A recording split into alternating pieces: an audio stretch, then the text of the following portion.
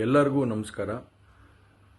ಮೊದಲನೇದಾಗಿ ನನ್ನ ತಂದೆ ತಾಯಿಗೆ, ತಾತಂಗೆ ಹಾಗೂ ನನ್ನ ಕುಮಾರನಿಗೆ ಮತ್ತು ನಾಡಿನ ಜನತೆಗೆ ಹಾಗೂ ಎಲ್ಲ ನನ್ನ ಕಾರ್ಯಕರ್ತರಿಗೆ ಕ್ಷಮಾಪಣೆ ಕೇಳ್ತಾ, ನಾನು ಫಾರಿನಲ್ಲಿ ಎಲ್ಲಿದ್ದೀನಿ ಅಂತ ಸರಿಯಾಗಿ ಮಾಹಿತಿ ಕೊಡದೇ ಇರೋದಕ್ಕೆ ಇವತ್ತು ಮಾಹಿತಿ ಕೊಡೋದಕ್ಕೆ ಬಂದಿದ್ದೀನಿ.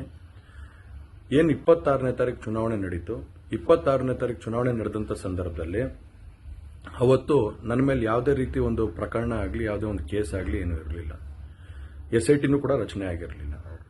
ಈ 26ನೇ ತಾರೀಕು ನಾನು ಫಾರಿನ್ ಹೋಗೋದು ಕೂಡ ಇದು ಮುಂಚೆನೇ ಪ್ರೀ ಪ್ಲಾನ್ ಆಗಿತ್ತು. ಹಾಗಾಗಿ ನಾನು ಫಾರಿನ್ ಹೊರಟಾದ ಮೇಲೆ 3-4 ದಿನದ ನಂತರ ನಾನು ಯೂಟ್ಯೂಬ್ ನೋಡುವಂಥ ಸಂದರ್ಭದಲ್ಲಿ, ನ್ಯೂಸ್ ಚಾನೆಲ್ ನೋಡುವಂಥ ಸಂದರ್ಭದಲ್ಲಿ ನನಗೆ ಈ ಮಾಹಿತಿ ದೊರಕುವಂಥ ಕೆಲಸ ಆಯಿತು. ಮಾಹಿತಿ ದೊರಕಿದ ಮೇಲೆ ನಂತರ SITನೂ ಕೂಡ ಏನು ಒಂದು ನೋಟಿಸ್ ಕೊಡುವಂಥ ಕೆಲಸ ಮಾಡಿತು. ಆ SIT ನೋಟಿಸ್ಗೂ ಕೂಡ ನಾನು ಎಕ್ಸ್ ಖಾತೆ ಮುಖಾಂತರ ಮತ್ತು ನನ್ನ ಲಾಯರ್ ಮುಖಾಂತರ ನಾನು 7 ದಿನ ಸಮಯ ಅವಕಾಶ ಕೇಳಿದ್ದೆ.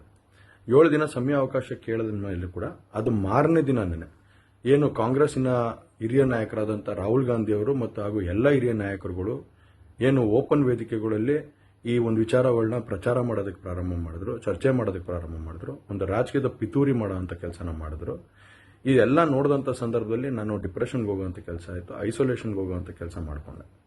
ಹಾಗಾಗಿ ನಾನು ಮೊದಲನೇದಾಗಿ ನಿಮ್ಮೆಲ್ಲರನ್ನೂ ಕ್ಷಮಾಪಣೆ ಕೇಳಿದೆ, ದಯವಿಟ್ಟು ಕ್ಷಮಿಸಿ ಅಂತ ಕೇಳಿದೆ ನಾನು. ಅದಾದ ನಂತರ ಹಾಸನಲ್ಲೂ ಕೂಡ ಕೆಲವು ಶಕ್ತಿಗಳು ಎಲ್ಲ ಒಟ್ಟಿಗೆ ಸೇರಿಕೊಂಡು ಇವತ್ತು ನನ್ನ ಮೇಲೆ ರಾಜಕೀಯದ ಒಂದು ಪಿತೂರಿ ಮಾಡುವಂಥ ಕೆಲಸ ಮಾಡೋವಂಥದ್ದು ಇರ್ಬೋದು. ರಾಜಕೀಯವಾಗಿ ನಾನು ಏನು ಬೆಳೀತಾ ಇದ್ದೀನಿ, ನನ್ನ ಕುಗ್ಗಿಸ್ಬೇಕು ಅನ್ನೋ ಒಂದು ರೀತಿಯಲ್ಲಿ ಇವತ್ತು ಏನೇನೋ ಒಂದು ಪ್ರಕರಣಗಳಲ್ಲಿ ಅವರು ಎಲ್ಲರೂ ಕೂಡ ಒಂದು ಭಾಗಿಯಾಗುವಂಥ ಕೆಲಸಗಳನ್ನ ಮಾಡಿಕೊಂಡ್ರು.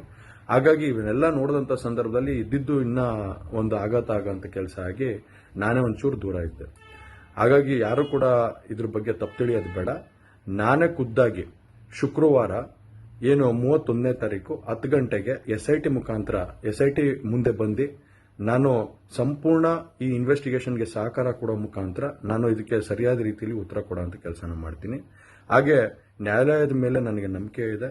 ಖಂಡಿತವಾಗ್ಲೂ ಕೂಡ ನಾನು ಈ ಒಂದು ಏನು ಸುಳ್ಳಿನ ಪ್ರಕರಣಗಳಿದಾವೆ, ಈ ಸುಳ್ಳು ಪ್ರಕರಣದಿಂದ ಆಚೆ ಬರೋಂಥ ಕೆಲಸನ ನ್ಯಾಯಾಲಯದ ಮುಖಾಂತರನೇ ಮಾಡ್ಕೋತೀನಿ ಅನ್ನೋ ಒಂದು ನಂಬಿಕೆ ನನ್ನಲ್ಲಿ ಏನಿದೆ.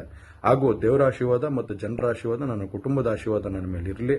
ಖಂಡಿತವಾಗ್ಲೂ ನಾನು ಈ 31ನೇ ತಾರೀಕು ಶುಕ್ರವಾರ ನಾನು SIT ಮುಂದೆ ಬರ್ತೀನಿ.